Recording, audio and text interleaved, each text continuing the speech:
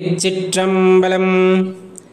திருமூலரையா திருவடிகள் போற்றி போற்றி, குருவடியும் திருவடியும் வணங்கின்ற பதிவை ஆரம்பிக்கலாம். நண்பர்களே, பொதுவாகவே இந்த உலகத்திலே பொய்யது மெய்யது என ஆராயாமல் ஒரு விஷயத்தில் ஈடுபடும் பொழுது அந்த காரியத்தினுடைய முடிவு அப்படிங்கிறது நம்ம கையில் எப்போவுமே இருக்காது. இப்போ இறைவனை நாம் வழிபடும் பொழுது நம் மனது எவ்வாறு இருக்கிறது என்பதை உற்று நோக்கி பார்த்தால் நாம் உணர்ந்தது யாது என்பதை நாம் உணர்ந்து கொள்ளலாம். பொதுவாகவே நம்மை மீறிய ஒரு ஆற்றலை நாம் உணர்ந்து கொள்கின்றோம் அல்லது உணர முற்படுகின்றோம். அப்படிங்கும் போது ஒரு அலாதியான இன்பம் அப்படிங்கிறது மனதிலே பிறக்கும். அந்த இன்பத்தின் வெளிப்பாடு எவ்வாறு இருக்கும் அப்படின்னா கண்ணீர் பெருக்கெடுப்பாக இருக்கும் அப்படிங்கிறத நம்ம தெளிவாக தெரிஞ்சுக்கலாம். பொதுவாக மனித வாழ்க்கையிலே ஒரு மனிதன் எதற்கெல்லாம் அழுகின்றான் அப்படின்னு பொதுவாக பார்த்தோன்னா, பிறந்தபோது அழுகின்றான், வளரும் போதும் அழுகின்றான், தாங்க முடியாத கஷ்டம் வரும்போதும் அழுகின்றான். அதே சமயத்திலே எல்லையில்லாத இன்பத்தை ஒருவன் எதிர்நோக்குகின்றான். அப்படிங்கும் போது அவனை அறியாமல் அவன் கண்களிலே நீர் பெருக்கெடுத்து ஓடும். இது அழுகையா, துன்பத்தால் வருகின்ற அழுகையா அப்படின்னு கேட்டால் இல்லவே இல்லை அப்படின்னு ஊர்ஜிதமாக நம்மளால் சொல்ல முடியும்.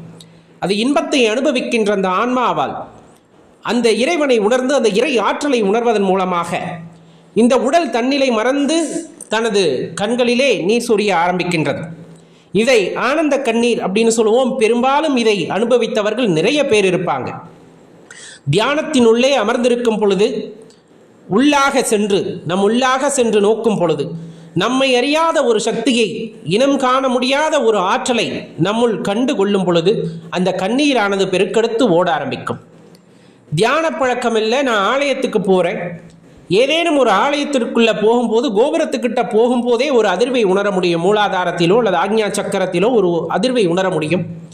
அவ்விடத்திலே சென்று ஆலயத்தில் இருக்கின்ற மூலவரை பார்க்கும் பொழுது நம்மை மறந்து கண்களிலே நீர் அருவியாக கொட்டுவதையும் பார்க்க முடியும்.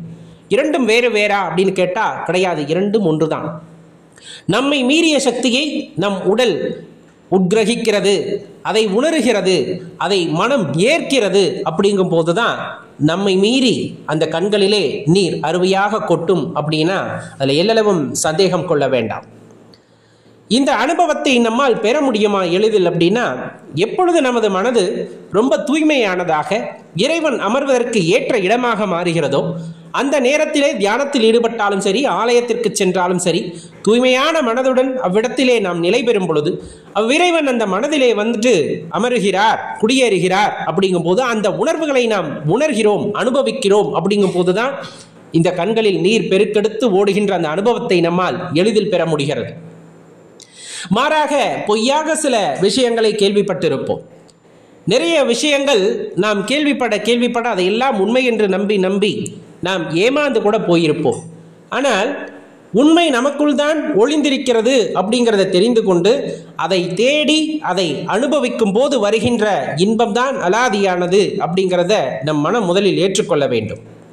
அது ஒரு எல்லையில்லா மாற்றத்தை நமக்குள் ஏற்படுத்தும். அப்படின்னா அதில் நீங்கள் எல்லளவும் சந்தேகம் கொள்ள தேவையில்லை.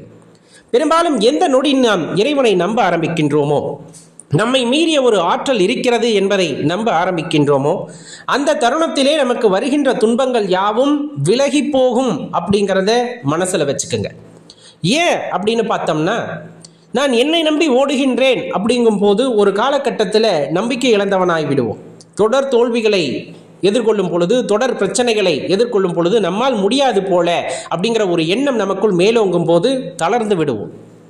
ஆனால் என்னுடன் இறைவன் இருக்கின்றான், என்னுள் அந்த அதீத சக்தி இருக்கிறது, என்னை மீறிய ஆற்றல் என்னை உட்கிரகித்திருக்கிறது, என்னுள் நீக்கமர நிறைந்திருக்கிறது என்ற எண்ணத்தை வலுப்பெற செய்வதன் மூலமாக எவ்வளவு பெரிய கஷ்டங்கள் வந்தாலும், எவ்வளவு பெரிய இடையூறுகள் வந்தாலும், துன்பங்கள் வந்தாலும் அதற்கெல்லாம் துவண்டு விடாமல் என்னுள் இருப்பது இறைவன், என்னுள் இருப்பது சிவம் அப்படிங்கிற அந்த ஒரு தன்மை நமக்குள் மேலோங்கும் பொழுது எந்த விதமான பிரச்சனைகள் வந்தாலும் அதை எதிர்கொள்கின்ற துணிவு அப்படிங்கிறது மனதிற்குள்ளே பிறந்து விடுகின்றது.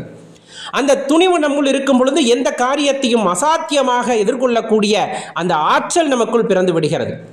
அது எப்பேற்பட்ட காரியமாக இருந்தாலும் அதில் ஜெயம் மட்டுமே நமக்கு கிடைக்கிறது அப்படிங்கிறத தெளிவாக தெரிஞ்சுக்கணும். அப்போ நமக்கு தேவையான விஷயம் அப்படின்னு பார்த்தோம்னா, நம்மை துன்பம் நெருங்காது அப்படிங்கிற எண்ணம் நமக்குள் எப்பொழுதும் இருந்து கொண்டே இருக்க வேண்டும். இறைவன் இருக்கும் பொழுது துன்பம் நெருங்குவதற்கான வாய்ப்புகள் அங்கு கிடையவே கிடையாது என்பதை உணர்ந்திருக்க வேண்டும். பக்குவப்பட்ட இரும்புதான் பாத்திரமாக மாறுகிறது. பக்குவப்படாத இரும்பு தாதுகள் மண்ணாகவே கிடக்கிறது. நாம் பக்குவப்படும் போது கண்டிப்பாக சில பிரச்சனைகளை எதிர்கொள்ள வேண்டியதற்கும், ஆனால் அது எல்லாம் நம்மை பக்குவப்படுத்துவதற்கு அப்படிங்கிறத நீங்கள் உணர்ந்து கொண்டீங்க அப்படிங்கும் போது உண்மையாக ஒரு பாத்திரமாக மாறக்கூடிய ஆற்றலை நாம் பெறுகின்றோம். சில நேரங்களிலே நாம் மாறுகிறோம் என்பதை நாம் ஏற்றுக்கொள்ள வேண்டும். நமக்கு ஏதேனும் மாற்றம் நிகழப்போகிறது என்றால் ஏதேனும் ஒரு வழி அங்கு உண்டாகும். அந்த வழியை நாம் பொறுத்து கொள்ளும் பொழுதுதான் அந்த மாற்றத்தை நம்மால் ஏற்றுக்கொள்ள முடிகிறது. அந்த வழியை ஏற்றுக்கொள்ள முடியாமல் இறைவா எனக்கு இவ்வளவு துன்பத்தை கொடுத்து விட்டாயே அப்படின்னு எப்பொழுது நீங்கள் நினைக்க ஆரம்பிக்கின்றீர்களோ அந்த இடத்திலே உங்கள் பயணம் முடிந்து போகிறது என்பதைத்தான் நாம் தெரிந்து கொள்ள வேண்டும். ஏன்னா எத்தனையோ கோடி மக்கள் இந்த பூமியிலே வாழ்ந்திருக்கிறார்கள். அனைவருக்கும் துன்பம் வந்திருக்கும். எவரெல்லாம் துன்பத்தை பெரிதாக கண்டு தன் முன்னே ரொம்ப அருகாமையிலே வைத்து அதை பெரிய பூதம் போல பார்த்தார்களோ அவர்களெல்லாம் அதற்கு பிறகு ஒரு அடியை கூட எடுத்து வைத்திருக்க மாட்டார்கள். ஆனால் எவ்வளவு பெரிய பிரச்சனை வந்தாலும் அதை கொஞ்சம் தள்ளி வைத்து சின்னதாக பார்த்து பழகியவர்கள் அதை கடந்து சென்று கொண்டே இருந்திருப்பார்கள். பல்லாயிரம் கோடி மக்கள் வாழ்ந்த இந்த உலகத்திலே ஒரு சில பேரை மட்டும் நம்மால் நினைவில் வைத்துக் கொள்ள முடிகிறது. அவர்கள் செய்த சாதனைகளை நம்மால் நினைவில் கூற முடிகிறது. அப்படிங்கும் போது அவர்கள் கடந்து வந்த துன்பங்களை நினைத்து பாருங்கள். எவ்வளவெல்லாம் பிரச்சனைகளை தாண்டி வந்திருப்பார்கள் என்பதை யோசித்து பாருங்கள். அதையெல்லாம் தாண்டி வந்ததனால்தான் காலம் அவர்களுக்கான இடத்தை கொடுத்திருக்கிறது. காலத்தால் அழிக்க முடியாத பெயர்கள் அங்கு இடம் பெற்றிருக்கின்றன. அப்ப நம்ம வாழ்க்கையிலும் கஷ்டம் வருகிறது. அதை கடந்து போக முடியுமா அப்படின்னா கடந்து போக முடியும். எப்பொழுதும் நமது நம்பிக்கையை இழந்து விட்டோம் அப்படிங்கிற பட்சத்தில் இருக்கும் இடத்திலே இருந்து விடுவோம். ஆனால் இறைவன் இருக்கிறார், என்னை மீறிய ஒரு ஆற்றல் இருக்கிறது அப்படின்னு அதை விடாப்பிடிவாதமாக பிடிச்சுக்கிட்டு நம்ம நடக்க ஆரம்பிக்கின்றோம். ஒரு கட்டத்தில் ஓட ஆரம்பிக்கின்றோம். எது வந்தாலும் பார்த்து கொள்ளலாம், நாம் இனி ஓட ஆரம்பிப்போம் என்று ஓடும் பொழுது கண்டிப்பாக உங்களை நோக்கி வந்த எல்லா பிரச்சனைகளும் தவிடு பொடியாகிவிடும் அப்படிங்கிறத மறந்துடாதீங்க. எப்பவுமே சிவம் நம்முள் இருக்கிறது, சிவம் நம்முடன் இருக்கிறது அப்படிங்கிற அந்த ஒரு ஆத்மார்த்தமான நம்பிக்கை நம்மை வாழ்க்கையில் முன்னேறி நடைபோட செய்யும். எவ்விடத்தில் நீங்கள் இந்த நினைவை இழக்கிறீர்களோ, எந்த இடத்தில் உங்கள் நம்பிக்கையை இழக்கிறீர்களோ அவ்விடத்திலே நாம் நின்று விடுவோம் அப்படிங்கிறது தான் தெளிவாக நாம் தெரிந்து கொள்ள வேண்டிய ஒரு விஷயம். இதில் சில பேருக்கு கிரகங்கள் மீது நம்பிக்கை இருக்கும், சில பேருக்கு செய்கின்ற பரிகாரங்கள் மீது நம்பிக்கை இருக்கும், ஆனால் தன் மீது நம்பிக்கை இல்லாமல் போயிருக்கும். எவன் ஒருவன் தன் மீது இருக்கின்ற நம்பிக்கையை இழக்கிறானோ அவன் இறைவன் மீது இருக்கின்ற நம்பிக்கையை இழந்தவனாகின்றான். எவன் ஒருவன் கிரகங்கள் மீது நம்பிக்கை வைக்கிறானோ அவன் இறைவன் மீது நம்பிக்கை வைக்காதவனாகின்றான். கிரகங்களால் சாத்தியப்படாத சில விஷயங்களையும் நடத்தி கொடுப்பதுதான் சிவத்தினுடைய மகிமை என்பதை எந்த ஒரு க்ஷணத்தில் நாம் உணர்ந்து கொள்கிறோமோ அந்த க்ஷணத்திலே நம் வாழ்க்கை மாற ஆரம்பிக்கும். அப்படின்னா அது நிதர்சனமான உண்மை என்பதை நினைவில் கொள்ளுங்கள். எவ்வளவோ பிரச்சனைகள் வந்தாலும் உன்னை வெல்ல முடியாத ஒருவன் அவன் தன்னம்பிக்கை இழந்தவனாக இருப்பான்.